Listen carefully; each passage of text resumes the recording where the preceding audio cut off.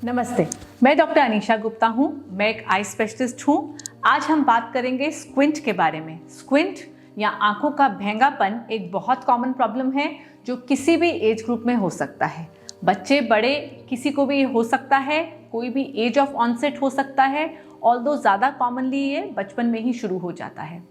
तो मैं आपको बताऊंगी क्या क्या तरह के स्क्विंट्स होते हैं, उनको कैसे कैसे ट्रीट किया जा सकता है और सर्जरी किस किस स्टेज में करनी पड़ती है। सो बेसिकली दो तरह के स्क्विंट्स बहुत कॉमन होते हैं। एक होता है एक्सोट्रोपिया या डाइवर्जेंट स्क्विंट, जिसमें एक आंख सीधी और एक आंख बाहर को जाती है, और दूसरा होता है इजोट्रोपिया या कन्वर्जेंट स्क्विंट, जिसमें आपको लगेगा कि आंखें अंदर को भाग रही हैं।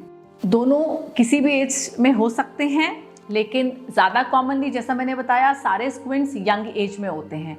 एज अर्ली एज 6 मंथ्स भी बच्चों को स्क्विंट हो सकता है, और वो खतरनाक भी होता है क्योंकि जो आंख भेंगी हो रही है, जो आंख अंदर को या बाहर को भाग रही है, वो देख नहीं रही, और सिंस वो देख नहीं रही तो उस आंख की डेवलपमेंट अफेक्ट होती है। वो फिक्सेट नहीं करती है तो उस साइड का ब्रेन डेवलप नहीं होता है, और इवेंचुअली वो आंख कमज़ोर ही रह जाती है ज़िंदगी भर के लिए।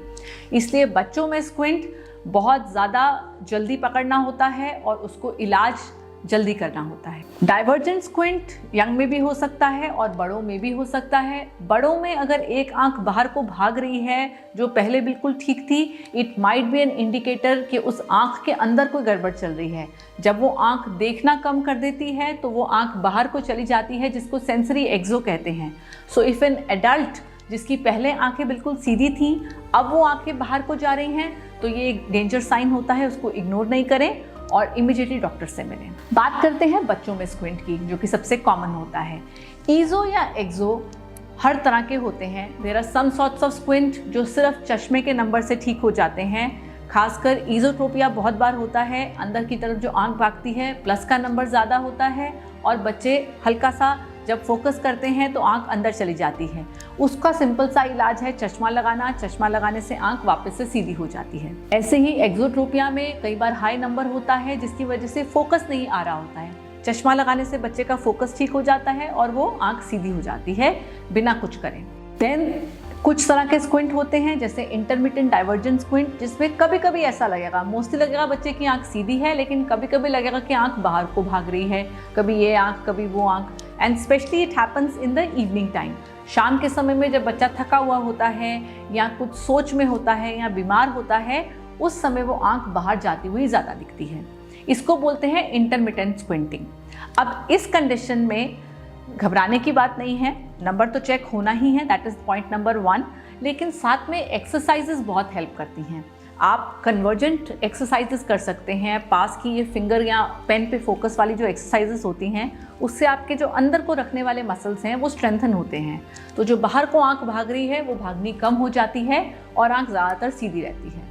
फिर भी उसमें भी अगर बच्चे को कभी 2-3 दिन में एक बार 10-20 सेकंड के लिए स्क्विंटिंग हो रही है तो वरी मत करें, because the normal position of the eye ball is outward. जब बच्चा थका हुआ होता है तो मसल्स रिलैक्स करते हैं और आंखें बाहर को भागती हैं। पर हाँ, ये बहुत ज़्यादा नहीं होना चाहिए है। अगर ज़्यादा हो रहा है तो आपको ज़रूर अपने डॉक्टर से मिलना है। चश्मा, exercise and lastly comes surgery. बहुत सारे स्क्विंट्स ऐसे होते हैं जो कि सर्जरी से ही ठीक होते हैं। अब सर्जरी की टाइमिंग एक इम्पॉर्टेंट चीज़ होती है। अगर छोटे बच्चे में एक ही आंख स्क्विंट कर रही है, अंदर को या बाहर को जा रही है, और उस वजह से उस आंख की रोशनी कमज़ोर हो रही है, तो ज़रूरी है ऑपरेशन जल्दी होना, क्योंकि नहीं तो उस बच्चे को उस आंख में लेजी आई हो जाता है, जिसका इलाज आगे जाकर भी हम नहीं कर पाते हैं। But at the same time अगर दोनों आंखें बराबर स्क्विंट कर रही हैं, बराबर विजन रह रही है, इक्वली कभी ये बाहर कभी ये बाहर, या कभी ये अंदर कभी ये अंदर, तो इतनी चिंता की बात नहीं है। आप आराम से बच्चे के थोड़े बड़े होने पर भी सर्जरी सोच सकते हैं। पर जो स्क्विंट पहले 2 साल में आता है, वो स्क्विंट इलाज से ठीक होना ज़रूरी है, वेदर इट इज़ ग्लासेस और इट इज़ सर्जरी, क्योंकि पहले 2 साल में बाइनोकुलरिटी डेवलप हो रही होती है। हमारे दोनों आँखों का देखने का जो डेप्थ परसेप्शन होती है, चीज़ों की गहराई को देखने की जो इफ़ेक्ट होती है, 3D इफ़ेक्ट, वो हमारा पहले 2 साल में ब्रेन डेवलप हो रहा होता है। अगर उस समय बच्चे को ज़्यादा बड़ा स्क्विंट है और एक ही आंख में स्क्विंट है, तो उसको इलाज होना ज़रूरी है, चाहे वो सर्जरी हो चाहे वो नंबर हो। Sometimes we also have to patch the eye. Patching का मतलब होता है एक आंख को बंद करना। अब वो पैचिंग स्क्विंट का इलाज नहीं होती है, वो पैचिंग होती है आंखों में जो लेजीनेस आ रही है, जो एक आंख स्क्विंट कर रही है और देखना कम कर रही है, उसकी रोशनी कम हो रही है, उस रोशनी को इंक्रीज करने के लिए हम जो अच्छी आंख है, जो आंख सीधी रह रही है, उसको पैच करते हैं। जब वो पैचिंग होती है तो जो ये आंख टेढ़ी है वो सीधी हो जाती है, मजबूर होती है देखने के लिए, तो उसकी रोशनी बेहतर होती है। सो पैचिंग स्क्विंट का इलाज नहीं है, पैचिंग सिर्फ रोशनी को इम्प्रूव करने के लिए हम करते हैं। स्क्विंट का इलाज either you have their glasses or there is exercises or there is eventually surgery. So whenever there is squint, especially in a child, do not ignore it. Immediately अपने डॉक्टर से ज़रूर मिलें।